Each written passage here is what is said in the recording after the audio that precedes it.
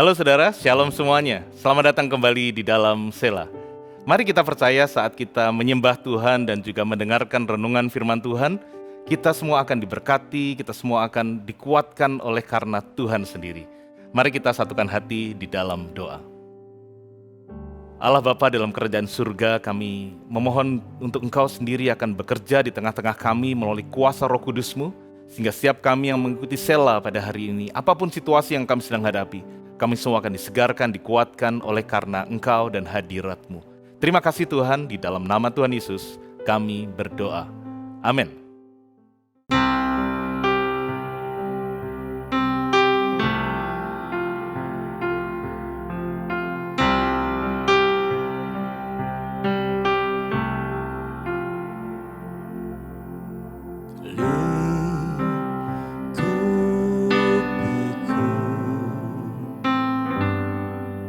Dengan sayap-Mu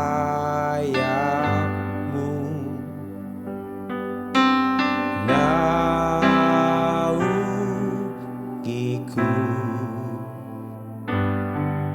dengan kuasa-Mu di saat badai bergelora, ku akan terbang bersama-Mu. Bapa, Kau Raja atas semesta, ku tenang sebab Kau Allahku.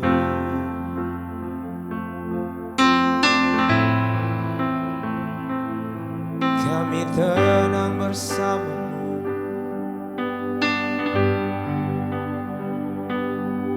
Jiwaku tenang dalam Kristus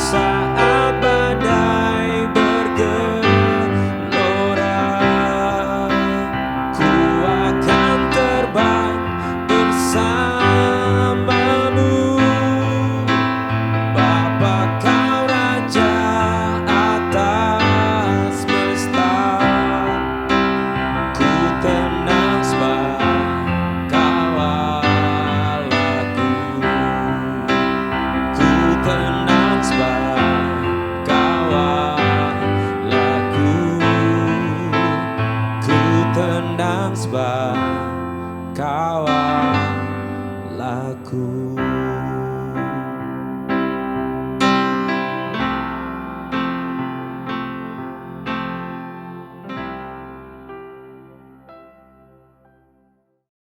Sela kita kali ini saya beri judul The Wise and the Fool, atau orang yang bijaksana dan orang yang bodoh. Yang tentu saja diambil dari Injil Matius pasal 7 ayat 24 sampai 27. Kita akan belajar dari pengajaran Tuhan Yesus tentang dua jenis orang, yaitu orang yang bijaksana dan orang yang bodoh yang membangun rumah dengan dua dasar yang berbeda. Bagi kita yang sudah cukup lama di dalam Tuhan, tentu saja ini adalah sebuah tema yang cukup akrab di telinga kita. Namun dalam tanda kutip bahayanya, tema firman yang terkenal atau yang kita pikir kita cukup memahaminya adalah kita ini bisa cenderung tidak lagi terbuka dengan apa yang Tuhan mau berbicara dari sana, karena kita pikir kita sudah tahu ceritanya, kita tahu maknanya, kita tahu aplikasinya.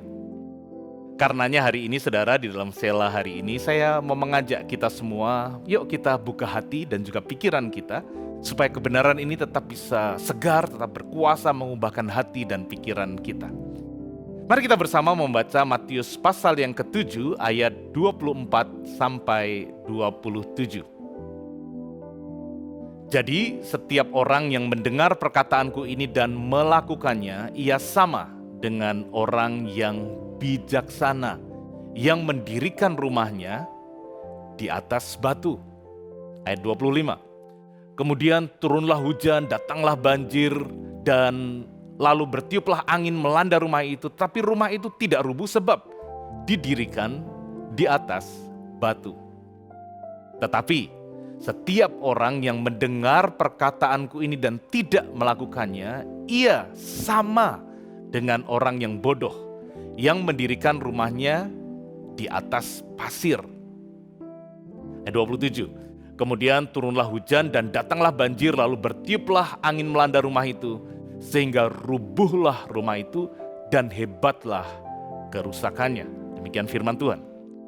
Pengajaran tentang dua jenis orang ini adalah, saudara, bagian penutup dari kumpulan pengajaran Tuhan Yesus yang kita kenal sekarang sebagai khotbah di bukit, yang tercatat di Injil Matius 5 sampai pasalnya yang ke-7.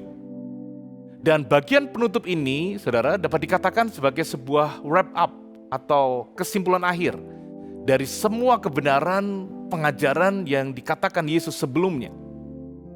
Nah, kita perlu mengetahui bahwa khotbah di bukit ini bukan ditujukan kepada ribuan atau banyak orang yang mengikuti Yesus, tetapi ditujukan hanya kepada murid-murid Yesus.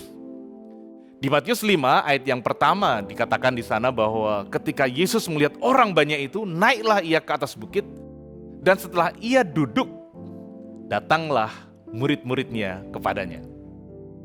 Di sini kita bisa belajar bahwa walaupun Yesus mengasihi dan melayani orang banyak, namun Yesus tidak memfokuskan pelayanannya kepada orang banyak tersebut.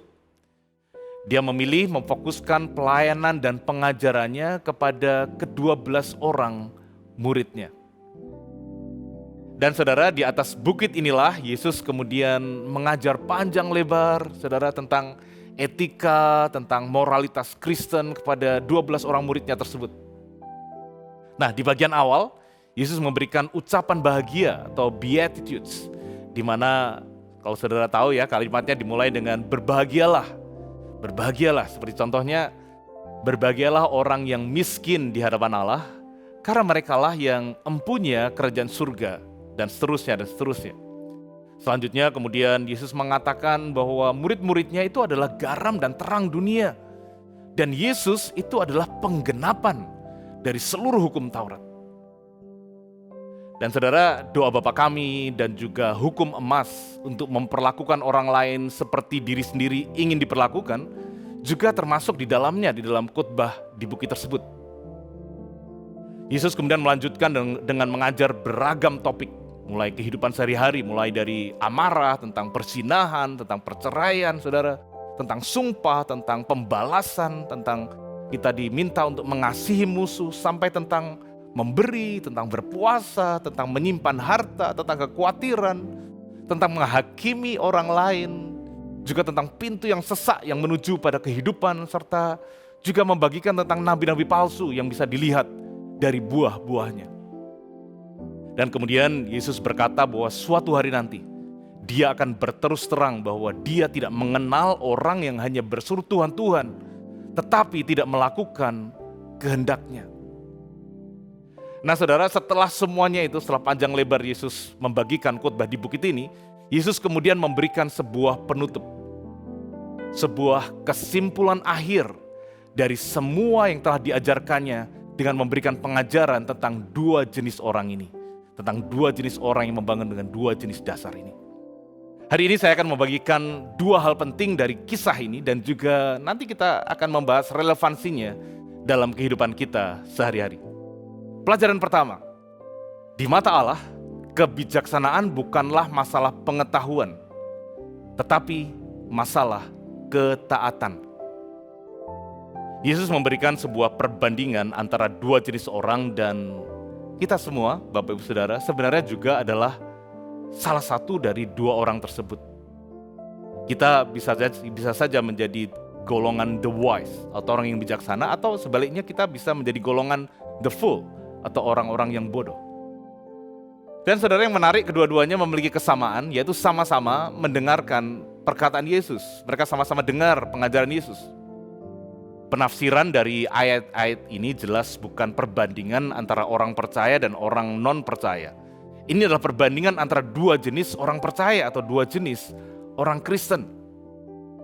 Tadi saya sudah jelaskan di depan bahwa audiens siapa yang mendengarkan pengajaran Yesus ini bukan orang banyak, tapi ke-12 murid. Jadi saudara, kedua jenis orang ini secara tampak luar itu sama. Dalam konteks kita, kedua orang ini sama-sama datang ke gereja, sama-sama punya KTP Kristen, mungkin begitu. Sama-sama mereka menyembah, beribadah, sama-sama mendengarkan firman Tuhan. Namun Tuhan Yesus kemudian memberikan sebuah faktor yang membedakan secara tajam, kontras dari kedua jenis orang percaya ini. Yesus mengatakan bahwa orang yang bijaksana adalah orang yang mendengar perkataannya dan kemudian melakukannya. Sedangkan yang disebut sebagai orang yang bodoh adalah orang yang mendengar perkataan Yesus tetapi tidak melakukannya. Bapak Saudara yang dikasihi Tuhan, bagi dunia, kebijaksanaan itu umumnya diartikan dengan luasnya pengetahuan yang dimiliki oleh seseorang. Sedangkan kebodohan adalah dipandang sebagai keterbatasan pengetahuan yang dimiliki oleh seseorang. Namun hari ini kita belajar bahwa di mata Tuhan, kebijaksanaan bukanlah masalah pengetahuan, tapi kebijaksanaan adalah masalah ketaatan. Orang yang bijaksana adalah orang yang melakukan apa yang Tuhan perintahkan dan bukan hanya tahu banyak tentang apa yang Tuhan perintahkan. Dan tentu saja kebalikannya. Di mata Allah, kebodohan bukanlah masalah ketidaktahuan, tapi kebodohan adalah masalah ketidaktaatan. Dan kebenarannya saudara, ketaatan yang sejati itu lahirnya bukan dari keterpaksaan atau kewajiban atau ketakutan akan hukuman. Ketaatan yang sejati saudara, itu lahir dari kecintaan, dari kasih kepada Tuhan. Yesus berkata di Yohanes 14 ayat yang ke-15. Dikatakan di sana, jikalau kamu mengasihi aku, kamu akan menuruti atau menaati atau mengikuti segala perintahku. Dan saudara, kita hanya bisa mengasihi karena kita telah terlebih dahulu menerima kasih dari Allah. Jadi yang membuat kita kadang berat melakukan perintah Tuhan itu bukan karena perintahnya itu sulit dilakukan, atau karena mungkin kita sedang menghadapi tekanan atau permasalahan keluarga, pekerjaan atau studi, kita lagi bete begitu ya. Tapi yang sering membuat kita sulit melakukan firman Tuhan adalah karena kadar cinta kita kepadanya mulai menurun. Atau kita mungkin seperti Alkitab juga katakan, kita telah meninggalkan kasih kita yang semula kepada Tuhan sehingga kita malas, kita nggak mau menaati perintahnya. Saudara, seseorang yang lagi kasmaran, lagi jatuh cinta pastilah akan melakukan apa saja yang orang itu cintai untuk mau lakukan, dia pasti mau lakukan. Istilahnya, contohnya ya, dia itu telepon pada kekasihnya, "Babe, demi kamu gunung akan kudaki, laut akan kuseberangi sayang." Dan pacarnya menjawab di ujung sana, "Oh so sweet babe, tapi kenapa kok kamu belum jemput saya, kamu belum jemput aku?" Dan dia jawab, "Iya sayang, di luar masih gerimis, aku takut masuk angin kalau aku keluar." Angel, yes, angel. Itu cuma ngegombal dan bukan cinta yang sebenarnya. Tapi saya percaya saudara mengerti poin saya ya, yaitu bahwa jika kita mengatakan kita mengasihi seseorang, maka kita pasti akan berani berkorban. Kita pasti akan melakukan bahkan sesuatu yang berat, yang sulit sekalipun untuk orang yang kita sayangi. Itulah Bapak Ibu Saudara alasan mengapa semua murid Yesus, kecuali Yohanes yang dia mati di Pulau Patmos, semuanya martir di ladang misi. Kalau hanya karena perintah atau kewajiban, mustahil mereka berani mengorbankan nyawanya, mengorbankan keluarganya, mengorbankan semuanya, pergi keluar dari zona nyaman di Yerusalem, meninggalkan semuanya dan kemudian pergi menjadikan segala bangsa murid Yesus. Mereka melakukan semuanya itu karena mereka mengasihi Tuhan mereka yang telah terlebih dahulu menyatakan kasih-Nya dengan mati di kayu salib untuk menebus dosa-dosa dan pelanggaran mereka. Kita kembali kepada kisah dua jenis orang ini. Di saat saudara melakukan apa yang firman Tuhan katakan, maka di mata Tuhan, saudara adalah orang yang bijaksana. You are the wise.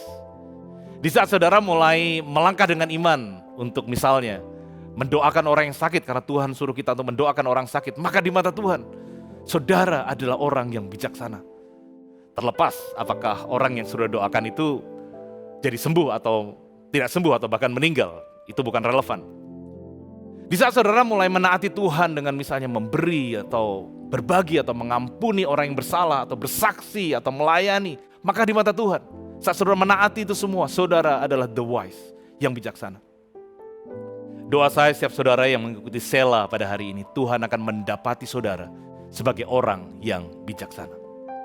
Bukan karena saudara tahu banyak tentang firman Tuhan, tentang pewahyuan, tetapi karena saudara menaati, saudara melakukan apa yang Tuhan katakan kepada saudara. Karena pada akhirnya dipandang Allah sebagai orang yang bijaksana, bukanlah mereka yang tahu banyak, tetapi mereka yang berani bertindak. Pada zaman gereja mula-mula, saudara, jemaat itu taunya sedikit tentang firman, tapi mereka bertindak banyak. Di zaman ini, sad to say, gereja tahu banyak dengan segala sumber sekarang, tetapi sayangnya bertindak sedikit. Saya membagikan demikian ini juga seperti pedang bermata dua, saya pun kena dan bersalah dalam hal ini. Mari kita lanjutkan saudara, tentang kisah dua orang ini. Jadi kedua orang ini sama-sama mendirikan rumah ya, namun cara mereka mendirikan rumahnya itu berbeda, caranya beda. Orang yang bijaksana yang mendengar dan melakukan perkataan Yesus, orang ini dikatakan disamakan sebagai orang yang mendirikan rumah di atas batu. Sedangkan orang satunya lagi yang disebut orang bodoh yang mendengar perkataan Yesus namun tidak melakukan perkataannya itu disamakan. Jadi bukan diumpamakan tapi disamakan dengan orang yang mendirikan rumah di atas pasir. Nah saudara, menurut beberapa penafsir atau komentator Alkitab, memang tanah di tepian sungai Yordan atau juga di tepian Danau Galilea banyak yang adalah jenis tanah aluvial atau tanah endapan yang berpasir. Jenis tanah ini terbentuk karena proses pengendapan tanah yang dibawa oleh arus air, di mana di musim kering yang panjang maka tanah yang berpasir itu kemudian mengering dan menjadi keras, saudara. Tanah aluvial itu namanya. Dan karena kondisi tanah yang datar dan keras yang demikian ini membuat sebagian orang atau orang-orang tertentu memilih untuk membangun rumahnya di atas tanah yang demikian. Tetapi orang yang bijaksana tidak akan tertipu oleh kondisi permukaan pasir yang kayaknya keras, yang kayaknya datar gitu ya. Orang yang bijaksana itu akan menggali sekitar paling tidak 3 meter di bawah permukaan tanah itu, sehingga bisa mencapai batuan dasar di bawah, dan disitulah ia meletakkan fondasi rumahnya. Di Injil Lukas pasal yang ke-6 ayat 48, di mana Lukas juga menuliskan pengajaran ini, tapi dia memberikan tambahan demikian, saudara. Ini yang dikatakan oleh Lukas. Ia atau orang yang bijaksana itu sama dengan orang yang mendirikan rumah. Orang itu dikatakan menggali dalam-dalam dan meletakkan dasarnya di atas batu. Orang yang bodoh mengambil jalan yang pintas, jalan yang cepat, jalan yang mudah, yaitu mendirikan rumah di atas tanah yang berpasir, yang sudah rata, yang sudah gampang dibangun. Sedangkan orang yang bijaksana memilih jalan yang lebih lama, lebih sulit, yaitu dengan menggali dalam-dalam, ada usaha yang dilakukan supaya bisa meletakkan dasarnya di atas batu. Nah saudara, pada akhirnya rumah kedua orang ini sama-sama selesai dibangun. Dua-duanya sudah bagus, sudah jadi, sudah bisa ditempati, dan sepertinya kedua rumah itu baik-baik saja, nggak ada masalah, semuanya fine. Sampai datang bencana. Rumah kedua orang itu dilanda bencana alam yang sama, yaitu hujan, banjir, dan angin. Namun kondisi rumah mereka setelah dilanda bencana tidaklah sama. Masalahnya sama, hasilnya tidak sama. Pasir atau tanah berpasir, tanah yang aluvial tadi yang menjadi dasar rumah orang yang bodoh akan dengan mudah digerus, dihanyutkan oleh karena hujan, oleh karena banjir bandang, sehingga kemudian rumahnya akhirnya dengan mudah dirubuhkan oleh tiupan angin yang keras. Sebaliknya, rumah orang yang bijaksana itu tetap tegak berdiri. Karena kokoh dibangun di atas batu yang tidak akan goyah karena terpaan hujan, banjir, dan juga angin keras.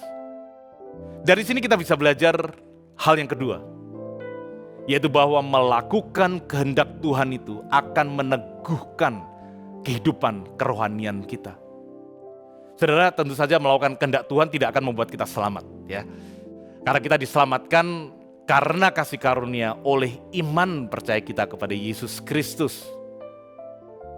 Melakukan kehendak Allah itu juga tidak akan membuat kita tambah dikasihi atau tambah diberkati oleh Tuhan.